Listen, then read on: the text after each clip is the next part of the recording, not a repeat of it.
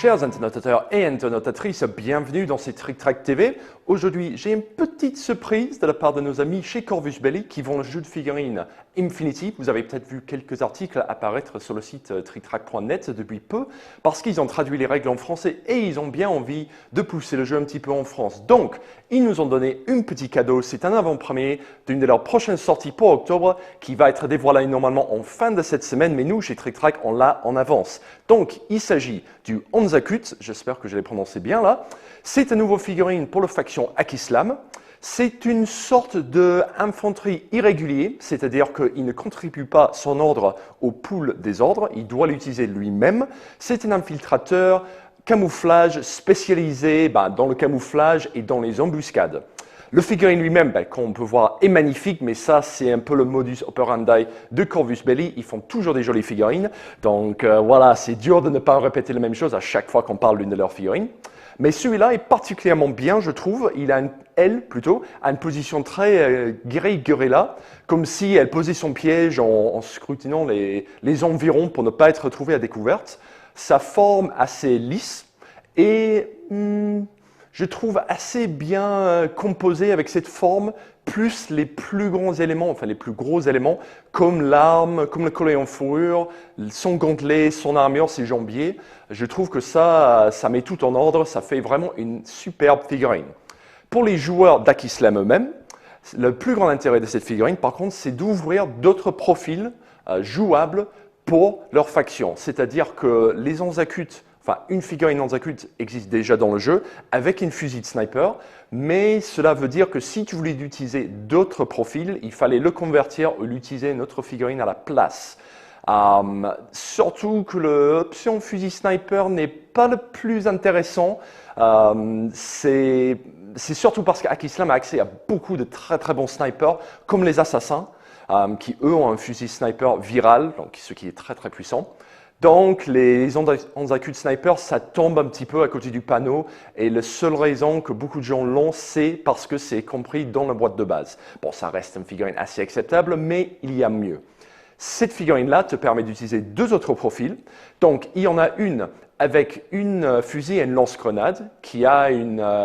le terme en français, c'est un repéteur déployable, je crois. En fait, c'est un outil que tu peux poser sur le champ de bataille et ça sert à tes hackers à hacker des ennemis plus loin, ce qui est, dans la version 3 du jeu, très très intéressant. L'autre profil, il a aussi Observer, ce qui est une compétence de soutien, car cette figurine est irrégulier, c'est-à-dire qu'il ne contribue pas à son ordre au pool des ordres, même quand tu dois baser ton stratégie pour un tour sur un ou deux figurines qui doivent vraiment faire tout le boulot, cette figurine peut utiliser son ordre pour vraiment soutenir toute la reste du clic.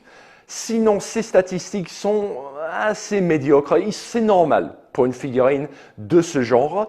Il vient avec la trinité assez sacrée de camouflage, infiltration, multiterrain, c'est-à-dire que c'est une figurine qui peut déployer plus loin sur le champ de bataille dès le début du parti. Il est camouflé, donc il est plus dur à toucher avec tes attaques de tir. Et en plus, ça lui donne accès aux attaques surprises, ce qui compense un petit peu son compétence de tir un peu médiocre. Et multiterrain lui permet de bouger plus facilement.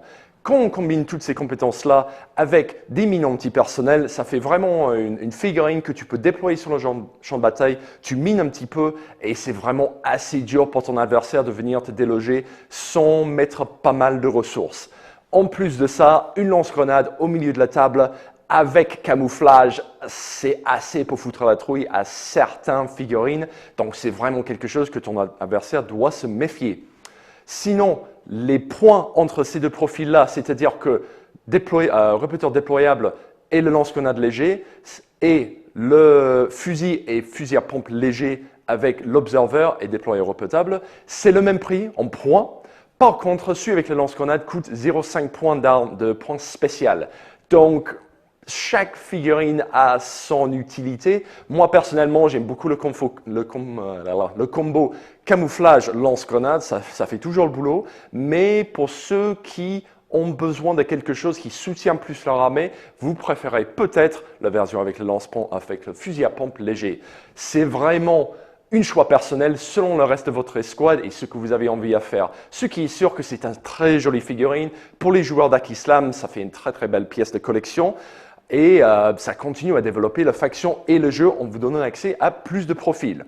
Donc, voilà un petit résumé des Arc-Islam de cette nouvelle figurine. Le reste des sorties d'octobre vont être disponibles sur Trick Track dès jeudi. Donc, n'hésitez pas, j'y arrive pas aujourd'hui, à venir jeter un coup d'œil dès jeudi. Et sinon, je vous dis à la prochaine fois. Ciao.